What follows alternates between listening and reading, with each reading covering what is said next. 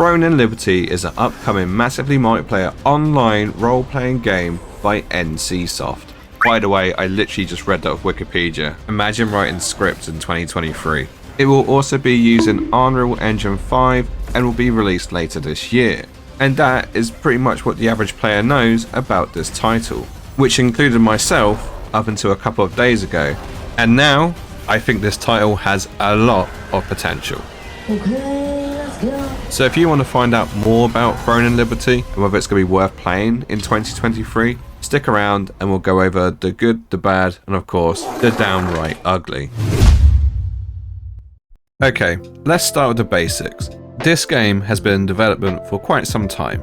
It was supposed to be part of the Lineage series, but for whatever reason, that never happened. However, the first South Korea closed beta began in 2016, so it's been in development for at least 7 years. A final stress test is due to take place on the 21st to the 22nd of Feb, which has led to speculation that it's going to be released in the first half of 2023. This game promises in-depth lore, open world PvP, and the most important aspect, it's going to be cross-platform. That's right, another MMO is heading to console. Hey, come on, baby! Come on! Yes! Come on! Ah! Yes! So you can already start to picture the potential this MMO has. However, there is one aspect which makes everyone very uncomfortable, and that is of course its developers, NCSoft. But before we talk about them, let's go look at the gameplay and what it has to offer. Visually, this game looks freaking amazing. There seems to be a lot of detail put into this game. There's a lot of things going on at once on the screen. You have people turn to birds, flying whales, and of course these giant colossal monsters. But what does the game actually play like? I mean, it's all well and good looking nice, but if it's not fun to play, then what is the actual point? So first up, let's talk about the combat. It seems to have some sort of hybrid tab targeting going on. This seems to be the most popular choice going forward with MMOs. It allows for the combat to be a bit more dynamic, whilst also making it more accessible for new players to the MMO genre. The other thing you might have noticed is that skills look to have some sort of cooldown. So if you want to compare this to anything, think Final Fantasy XIV mixed with New World. The other thing to note is that when it comes to choosing your class, it's basically dependent on which weapons you use. Each weapon has its own skill line which you can level up. You also seem to be limited to 8 abilities at any given time, which makes sense if they are going to release it for console players. I think what's really interesting as well is just the scale of the battles that they seem to be showing in all the previews. We're not talking about 1 or 2 people taking on a big boss, we're talking about literally 100 people on the screen at once fighting these giant monsters, which makes you wonder, how smoothly is this actually going to run? Yes, it's running Unreal Engine 5, and yes, this is meant for next-gen consoles, but that's a lot of players on a screen at any given time, which begs the question, will the servers be able to support that many people? Now, it's already been said that each server can hold up to 3,000 to 5,000 people, which is just a slightly bit more than New World. But the only time you get that large sort of concentration of players on New World is either if there's an event going on, or if you're doing a chest run, and even then, it doesn't look anywhere near comparable as to what NCSoft is actually showing us. Apparently, it's all open world, which means there'll be no instances. So if you go into a dungeon, there could be 100 other people in there. However, they have said there'll be like layers to it, so the further down you get, the harder it gets, I guess. Either way, it's going to make farming dungeons that little bit more interesting, if not competitive. Weather and time of day can affect what NPCs show up and even what parts of the map will be accessible. And of course, the best feature about the game is the character customization. You can send in a photo of yourself and it will AI generate it and put you in the game basically. It looks like grandma, the fucking thing! I wonder now how many people are going to send in a picture of their dick and call their character Senor Willy. Leave a like if you're a degenerate who thought about doing this. There's also going to be crafting, a storyline and in-depth lore, so what more could you want? But overall, the gameplay looks interesting, it looks to be fun, and better still, they have PvP.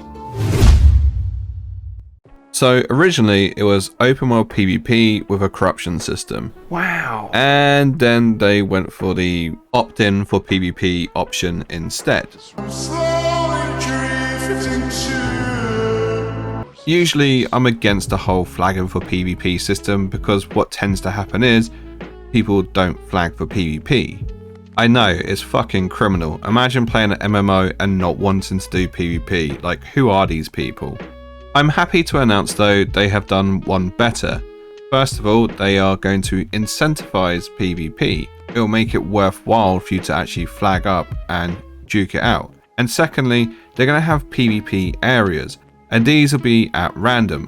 So you might be in a certain zone or area, and then all of a sudden it's going to be flagged for PvP. Now, there's going to be like a warning beforehand, so you do have the time to get the fuck out of Dodge. But what this will ensure is that players can go to a designated area to actually do some human versus human combat. I mean, imagine being flagged up for PvP and wandering around a biome and not finding a single player who wants to PvP. At least this way, it gives you a central location to go to. There will also be these huge siege battles involving these giant colossal monsters, which I have to say looks pretty epic. How frequent and for how long will these sieges last though is another question which hasn't quite been answered yet. Overall though, I'm always hesitant when it comes to PvP in MMOs. They always promise quite a lot and they show these big fight scenes, but they never really deliver on what they promise. So in the case of Throne Liberty, it looks nice, but I'm going to need a bit more convincing before I'm truly sold on this. At the sheer mention of NCSoft being the game developer behind this title, I can already hear the groans in the comments section. When will you learn? When will you learn that your actions have consequences? Yes, it's a Korean studio. Yes, they tend to focus on the Korean market more than the Western market. And yes, they've been known to monetize their games and have pay-to-win aspects. But there is one thing to remember about NCSoft. They were the people behind Guild Wars 2, which today is a very successful MMO. No one is denying that they have a back catalogue of pay-to-win games, but let's just focus on the positives. Currently, we don't know if the game is free to play, or if there's a box price, if there's a subscription fee, if there's loot boxes. It's all just speculation right now. But given the track record and how long this game's been in development, there's going to be some sort of monetization behind it. Whether it's like going to be pay to win or not and how bad it will affect the game is still to be seen. But as I said, these are the same people who did bring out Guild Wars 2. So there is a very, very small possibility that this won't be heavily monetized. So I'll be perfectly straight with you guys. I think this game has a lot of potential simply because it's a console MMO. So even if it's not big on PC, I feel like console plebs will want to play this because they don't have a wide selection of MMOs to choose from right now. On top of that, it has next gen graphics, hundreds of people playing at the same time, and let's not forget PvP, which is all well and good, but the question is it going to be a BDO killer? Is it going to be better than WoW? And the simple answer is no. It's going to be fun to play for the first couple of months, but let's be honest, if there's too high of a box price or too high of a subscription fee, you might not even pick up in the first place. The one good thing I will say about this game is that it gives you an idea as to what the next generation of MMOs could look like and how they could perform. But unless any new information comes out in the next couple of months which really puts this game on a pedestal, I just see this one fizzling out in a year or two. And on that bombshell, I'll end the video. By all means, if you've liked what you've seen, leave a like. If you want to see more of my content, please subscribe. And I'll leave a couple of videos on the screen right now, which you might enjoy. And with that, I'll catch you in the next one. Bye bye.